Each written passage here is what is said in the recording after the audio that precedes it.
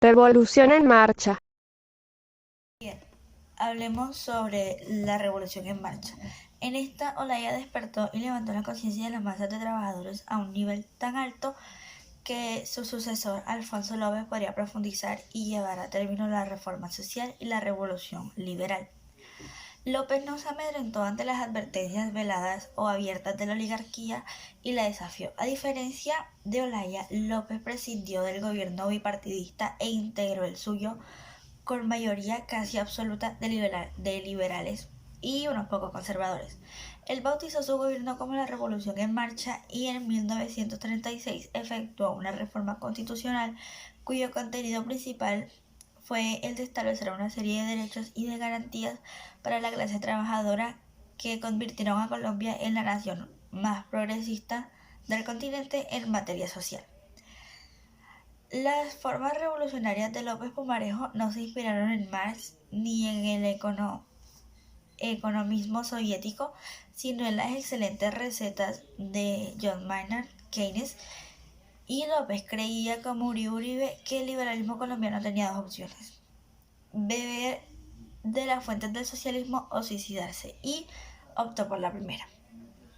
Bueno, el gobierno de la Revolución en Marcha, que todavía está por estudiarse, será estudiado en el futuro por donde quiera que se mire como una de las grandes hazañas administrativas de todos los tiempos y uno de los más benéficos ejercicios de gobierno para cada uno de los ciudadanos que tuvo la oportunidad de vivir en esa época venturosa, así como para las siguientes generaciones por más de 4 décadas, hasta que la ola neoliberal se dio mañas para desmontar las conquistas sociales logradas en el segundo cuartenio de la República Liberal.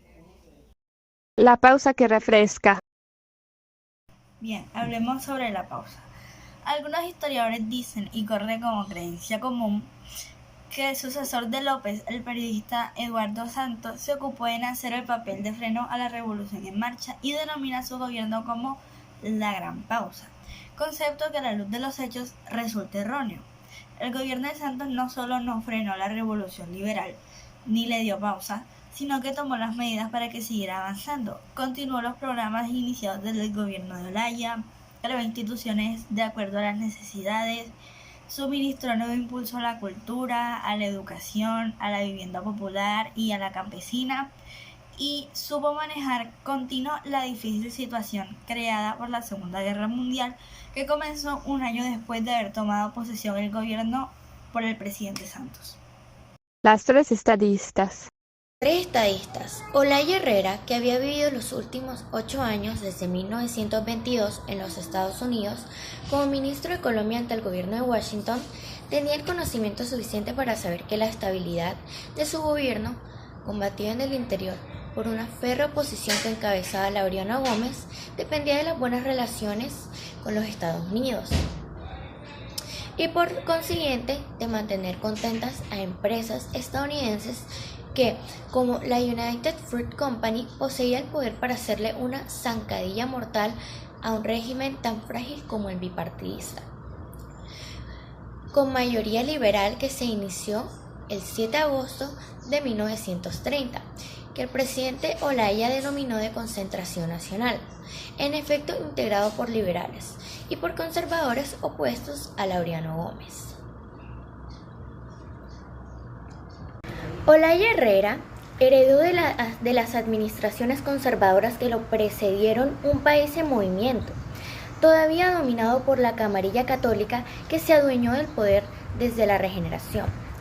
Sus gobernantes, José Vicente Concha, Marco Fidel Suárez, Pedro Anhelo Ospina y Miguel Abadía Méndez, tuvieron la independencia y el carácter para procurar un buen desarrollo económico, sobre todo en materia de obras públicas, de infraestructura, de servicios básicos y de comunicaciones, inclusive en el material social, aunque los conservadores no avanzaron tanto como hubiese sido posible y deseable si se compara la situación desastrosa de principios de siglo con la prosperidad que había 3 décadas después.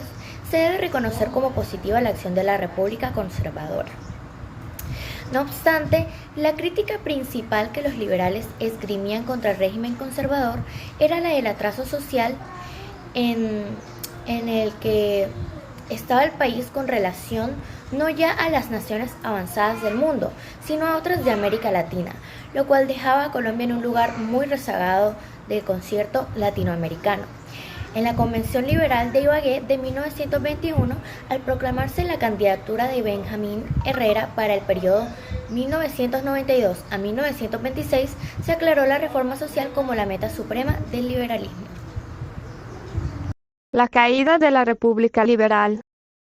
La campaña liberal de 1930 fue la conjunción de tres mentalidades diferentes en su estilo y semejantes en su genialidad y en su deseo de transformar de raíz las instituciones colombianas.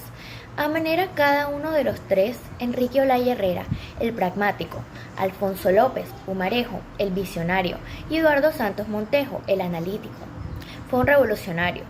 Y los cuatro gobiernos que presidieron ejecutaron una de las revoluciones democráticas y sociales más importantes en la historia de América Latina, la República Liberal. Laureano Gómez había amenazado con que sería invisible la República si Alfonso López se presentaba para un segundo periodo en 1942 y resultaba reelecto. López venció a sus opositores por abrumadora mayoría y tomó posesión del cuarto gobierno liberal el 7 de agosto de 1942. La oposición de la oligarquía liberal conservadora contra el segundo gobierno de López Pumarejo fue encarnizada y la violencia verbal de los enemigos de López alcanzó tonos aterradores. No hubo escándalo al que no apelaran en su empeño de desacreditar y de tumbar al presidente López. El asesinato de un instructor de boxeo de la policía y periodista apodado Mama Toco se quiso mostrar como obra del presidente, sin ninguna evidencia. Para ello, una negociación lícita y sin misterios como la de Handel se presentó en el Congreso como una muestra de la corrupción que destruía el país, solo porque en ella participaba un hijo del Ejecutivo. Los antilopistas llevaron su acción intrépida hasta patrocinar un golpe militar en julio de 1944, cuando un grupo de militares mandados por el coronel Diógenes Gil apresó en Pasto al presidente López y quiso obligarlo a firmar un documento por el cual renunciaba a la presidencia, a lo que López, con el valor civil indomable que lo caracterizaba, se negó. Todos estos hechos desdichados, injustos, más la enfermedad de su esposa, minaron la confianza del presidente y abatieron su ánimo. López renunció un año después del fallido cuartelazo de Pasto y entregó el gobierno al primer designado Alberto Lleras Camargo. Dividido el liberalismo en las elecciones presidenciales de 1946, se precipitó el fin de la revolucionaria República Liberal y de una época dorada de Colombia. Concentración nacional. Concentración nacional. Olaya Herrera consideraba que si el sectarismo político permanecía en Colombia, el liberalismo no tendría capacidad operativa para ser ejecutada. Olaya, al aceptar su presidencia en 1929, puso como condición ser un nombre de un movimiento conservador nacional. Al tomar posesión de la presidencia en 1930, el 7 de agosto, Olaya conformó su gabinete de 7 ministros, 4 liberales y 3 conservadores, y la misma posición de gobernadores departamentales. Olaya le tocó enfrentar una época de muchas dificultades. Una de ellas fue la crisis mundial, que afectó totalmente la economía del país, además de la guerra que hubo con Perú, que obligó a desviar cosas muy importantes que estaban pasando, y la posición de Laureano, que fue peor que la crisis y que la misma guerra.